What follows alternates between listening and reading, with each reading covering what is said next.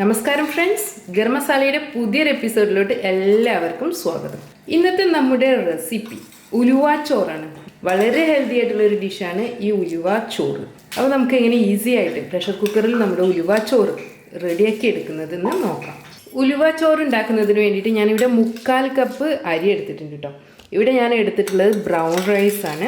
നമ്മൾ സാധാരണ അരി ഉപയോഗിക്കാം കേട്ടോ. ബ്രൗൺ റൈസ് ഒന്നുകൂടെ ഒരു ഹെൽത്ത് ബെനിഫിറ്റ് ഉള്ളത് കൊണ്ടാണ്, ഫൈബർ റിച്ച് ആയിരിക്കുമല്ലോ, അതുകൊണ്ടാണ് ഞാൻ ബ്രൗൺ റൈസ് എടുത്തത്.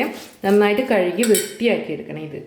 ഇനി നമുക്ക് ഇതിലോട്ട് ഉലുവയാണ് ചേർക്കേണ്ടത്. 250 ഗ്രാം റൈസിലോട്ട് 2 ടേബിൾ സ്പൂൺ അല്ലെങ്കിൽ 1 ടേബിൾ സ്പൂൺ എങ്കിലും ഉലുവ ചേർക്കണം. എന്നാലാണ് ഉലുവ റൈസിൻ്റെ ആ ടേസ്റ്റ് വരുള്ളൂ. ഇനി ഉലുവയുടെ ടേസ്റ്റ് പറ്റാത്തവർക്ക് അളവ് കുറയ്ക്കാം കേട്ടോ. ഇതിലോട്ട് ഞാൻ 2 ടേബിൾ സ്പൂൺ ഉലുവയാണ് ചേർത്തിട്ടുള്ളത്. അടുത്തതായിട്ട് ഇതിലോട്ട് തേങ്ങ ചേർക്കാം. 1.5 കപ്പ് തേങ്ങ വേണം. ഇനി ആവശ്യത്തിന് ഉപ്പ് ചേർക്കാം. നന്നായിട്ട് മിക്സ് ചെയ്തെടുക്കാം കേട്ടോ. കൈ ഉപയോഗിച്ചിട്ട് തന്നെ ഞെരടി എടുക്കുകയൂടെ ചെയ്യാം. ഞാനിവിടെ പ്രഷർ കുക്കറിലാട്ടോ ഇത് വേവിച്ചെടുക്കുന്നത്. ഇനി നമുക്കിതിലോട്ട് വെള്ളമാണ് ഒഴിക്കേണ്ടത്. ഞാൻ വെള്ളം ഒഴിക്കുകയാണ്. വെള്ളത്തിൻ്റെ അളവ് 1 കപ്പിന് 3 കപ്പ് എന്ന രീതിയിൽ ഉപയോഗിക്കാം. പക്ഷേ ഞാനിവിടെ ഈ റൈസ് സോക്ക് ചെയ്ത് വെച്ചിട്ടുണ്ട്. ഓവർനൈറ്റ് സോക്ക് ചെയ്ത് വെച്ചിട്ടുള്ള റൈസാണ്. അപ്പോൾ ഞാൻ ഇതിലോട്ട് 2 കപ്പ് എന്നുള്ള രീതിയിലാണ്, 1 കപ്പ് റൈസിലോട്ട് 2 കപ്പ് വെള്ളം, ആ രീതിയിലാണ് ചേർക്കുന്നത്. ഇനി നമുക്ക് പ്രഷർ കുക്കർ അടച്ച് വെച്ചിട്ട് വേവിച്ചെടുക്കാം.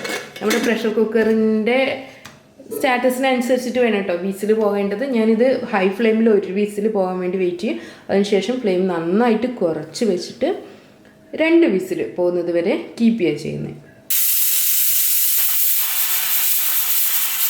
1 വിസിൽ പോയിട്ടുണ്ട് കേട്ടോ. ഇനി ഞാൻ ഫ്ലെയിം നന്നായിട്ട് കുറച്ച് വെക്കുകയാണ്. ഇനി 2 വിസിലൂടെ പോയതിന് ശേഷം ഫ്ലെയിം ഓഫ് ചെയ്യാം. വളരെ ഈസി ആയിട്ട് നമുക്ക് ഉണ്ടാക്കിയെടുക്കാവുന്ന ഒരു റെസിപ്പി ആട്ടോ ഇത്.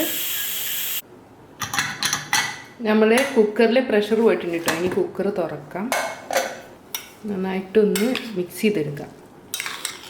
നമ്മുടെ ഉലുവ ചോറ് റെഡി ആയിട്ടുണ്ട്. ഇനി ഇതിന് ഒരു ഫൈനൽ ടച്ച് കൂടെ കൊടുക്കാം നമുക്ക്. ഇനി നമുക്ക് വറവ് റെഡിയാക്കി എടുക്കണം കേട്ടോ. ഉലുവ ചോറിൻ്റെ ഹൈലൈറ്റ് അത് തന്നെയാണ്. ഉലുവയുടെ ടേസ്റ്റ് നെയ്യിൻ്റെ ടേസ്റ്റാണ് വരുന്നത്. അപ്പോൾ നമുക്ക് ഇനി ഇതിലോട്ട് നെയ്യ് ഒഴിക്കാം.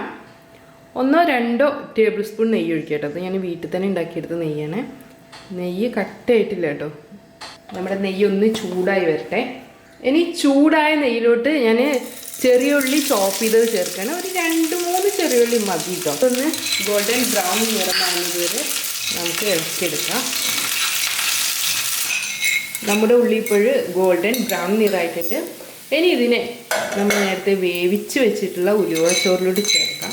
നെയ്യോട് കൂടെ തന്നെ ഒഴിക്കണം. ഇനി ഇത് നന്നായിട്ട് മിക്സ് ചെയ്തെടുക്കാം. അങ്ങനെ നമ്മുടെ ഹെൽത്തിയും ടേസ്റ്റി ആയിട്ടുള്ള ഉലുവ ചോറ് റെഡി ആയിട്ടുണ്ട്. ഇനി നമുക്കിത് സെർവ് ചെയ്യാം. ഇതിനി ഇപ്പോഴും സെർവ് ചെയ്യുന്നില്ലെങ്കിൽ അടച്ച് വെക്കണം കേട്ടോ. സ്മെല്ലൊന്നും പോകണ്ട. ഫ്രണ്ട്സ്, നമ്മുടെ ഉലുവച്ചോറ് റെഡി ആയിട്ടുണ്ട് കേട്ടോ. ഉലുവച്ചോറ് ഞാൻ സെർവ് ചെയ്തിരിക്കുകയാണ് പ്ലേറ്റിൽ. ഇതിൻ്റെ കൂടെ തന്നെ എൻ്റെ ഇന്നത്തെ ലഞ്ചിൻ്റെ സൈഡ് ഡിഷ് ഒന്ന് ചീരയാണ്. ചീര തോരനാണ്. അതുപോലെ തന്നെ ചേന മെഴുക്കുപുരട്ടി ഉണ്ട്. ഇനി ഇവിടെ ഒരു സാലഡ് ഉണ്ട്. കുക്കുംബറാണ്. എൻ്റെ വീട്ടിലുണ്ടായ കുക്കുംബർ കേട്ടോ, അതുകൊണ്ട് ഉണ്ടാക്കിയിട്ട് സാലഡാണ്. അതുപോലെ തന്നെ ബീഫ് ഉണ്ട്. ഈ ബീഫ് വരട്ടിയതും ഉലുവച്ചോറ് നല്ലൊരു കോമ്പിനേഷനാണ്. പിന്നെ നമ്മുടെ പപ്പടമുണ്ട്, നാടൻ പപ്പടമാണ്. അപ്പോൾ എല്ലാവരും ട്രൈ ചെയ്ത് നോക്കണം ഈ ഉലുവ ചോറ്. വീണ്ടും നല്ല അടിപൊളി റെസിപ്പികളായിട്ട് നമുക്ക് കാണാം. Thanks for watching. Thank you.